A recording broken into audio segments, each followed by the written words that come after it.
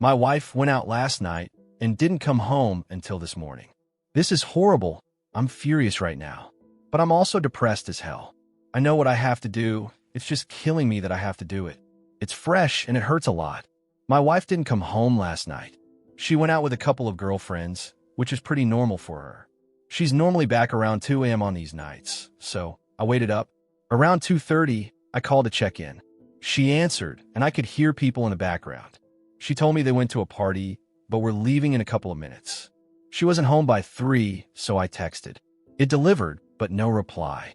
Around 4 a.m., I called again. It rang a couple of times before she sent me to voicemail. My wife finally came stumbling through the door at 6:47 a.m. this morning. I know the exact time because I was worried.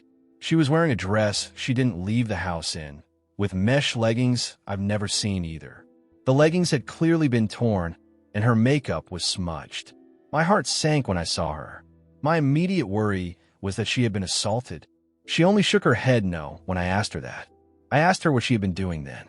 She only said that I knew what she had been doing, and that kind of confirmed what the voice in the back of my head had been screaming since she walked in. My wife cheated on me last night. I asked her who it was. She shrugged almost casually and said it was somebody they met at the club. She went back to his house and hooked up with him, then Ubered home. She then said she didn't want to fight and just wanted to sleep.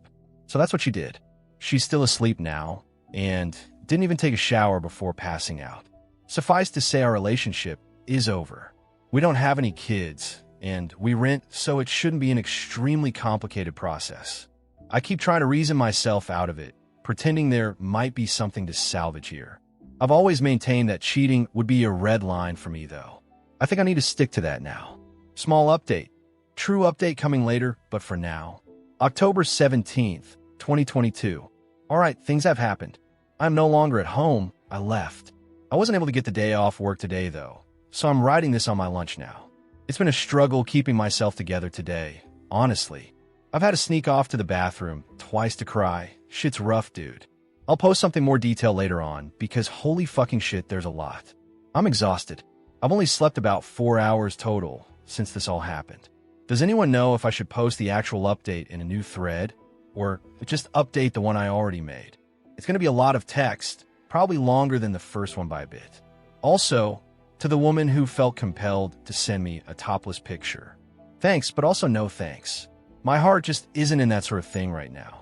Second update. Me again, folks. I'm sorry I didn't get around to this sooner. I wasn't able to get the day off work yesterday because my boss kind of sucks. I was a complete mess at work yesterday, though, so I was allowed to take the rest of the week as vacation, thankfully. I think I went through all of the stages of grief while my soon-to-be ex was sleeping. I wasn't expecting my post to get any attention at all. I just figured I needed to try to talk to someone about it because I was not in a good headspace. I made the post in the morning, and by noon, she was still conked out in the bedroom. I had processed things a bit more, and I had a rough plan in my head that I was starting to set in motion. I made a short list of questions I wanted answers to, gathered up all my important documents, laptop, etc. Then I went into the bedroom and started packing myself a suitcase. I know a lot of folks wanted me to kick her out. I did consider it, but honestly, I'm not overly attached to this place. We just rent, and I'm in a lucky enough situation to be able to say that paying half the rent for a few months isn't going to financially end me. It'll sting a little bit, I won't lie, but I'll make it, and I feel like being around this place is only going to remind me of her anyway. I need to be looking forward, not back. She ended up waking up about halfway through me packing my suitcase. There was momentary confusion as she looked around the room, then she just started bawling. Maybe this is awful of me, but I didn't bother comforting her. I told her I had the screenshots of her Uber and text messages from her phone, and that plus her confirmation was enough that things between us were completely done. She didn't answer me and just cried louder. I debated trying to continue the conversation, but I decided to just pack the rest of my suitcase and head back out to the living room until she came out. When she finally left the bedroom, she sat next to me on the couch and asked me if we could talk things through. I told her as calmly as possible that wasn't how things were going to work. I was going to ask questions, I wanted honest answers. She told me she'd be honest, so I proceeded. My voice was shaking the entire time. It was taking me everything to hold it together, but I kept going. Was this the first time she had cheated? She started crying before she answered that, then told me no. She had cheated on me multiple times over the course of our relationship.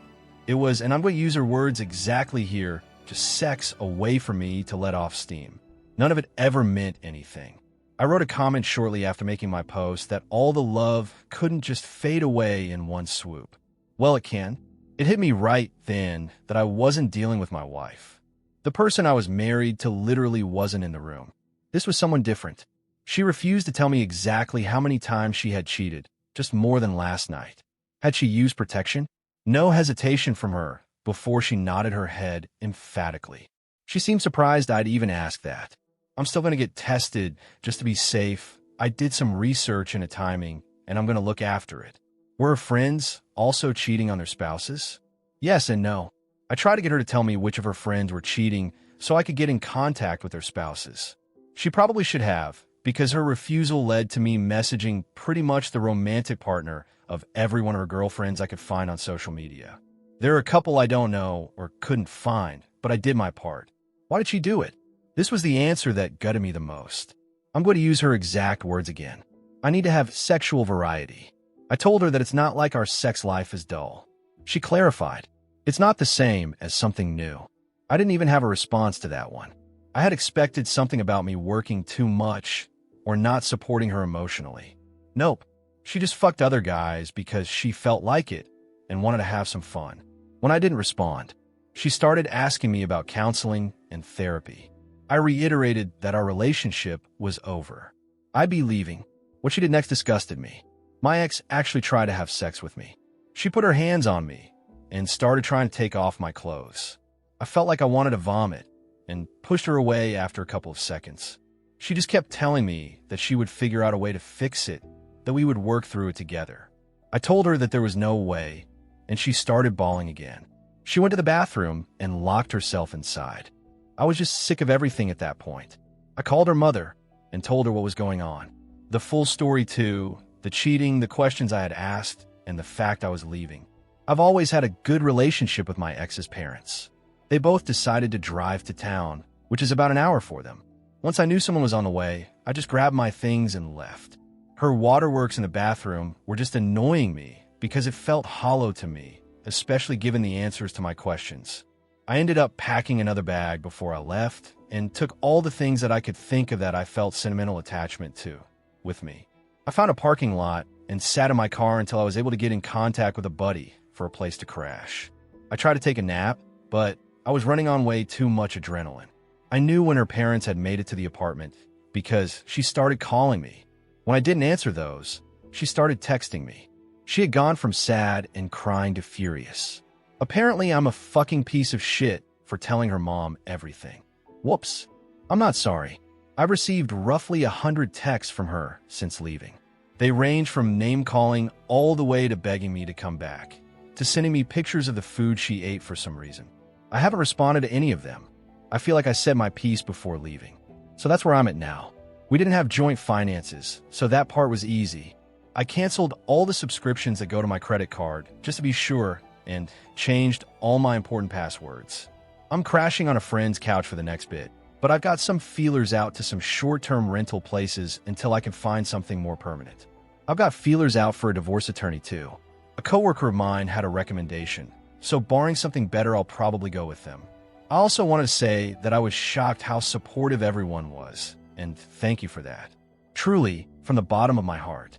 It isn't easy for me to talk about emotional things with people close to me. This was an invaluable venting place for me. Thank you all so much. TLDR, this wasn't the first time she had cheated on me.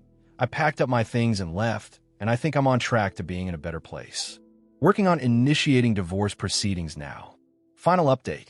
Hey folks, I'm happy, I guess, to say that this will be the final update to what has been probably the most difficult chapter of my life. I felt an immense amount of support from the community here for my initial 2 posts, so I wanted to give a short update. Bottom line, my ex and I both signed the final papers for our divorce this week. It feels kind of surreal to think about that still. About 2 weeks into everything, she got resistant. I cut her off entirely, and she refused to return my attorney's calls for a little while. Eventually, things got back on track. As for the infidelity itself, I don't have a ton more details to share with you. We did a short mediation, and by that time, I didn't feel there was any remorse on her end. I've talked about that a lot with my therapist. I'm in therapy, by the way. It still hurts that someone who I thought loved me could have apparently cared about me so little, but I'm working through it. That's really all I've got to share. Thanks again, everybody, for your advice and support. Comment by Oop. 2 other relationships ended because of all of this. I spoke briefly with both the other guys, and they had both found out what I had in different ways after I tipped them off to it. Awful situation, but better for all of us in the end, I'm sure.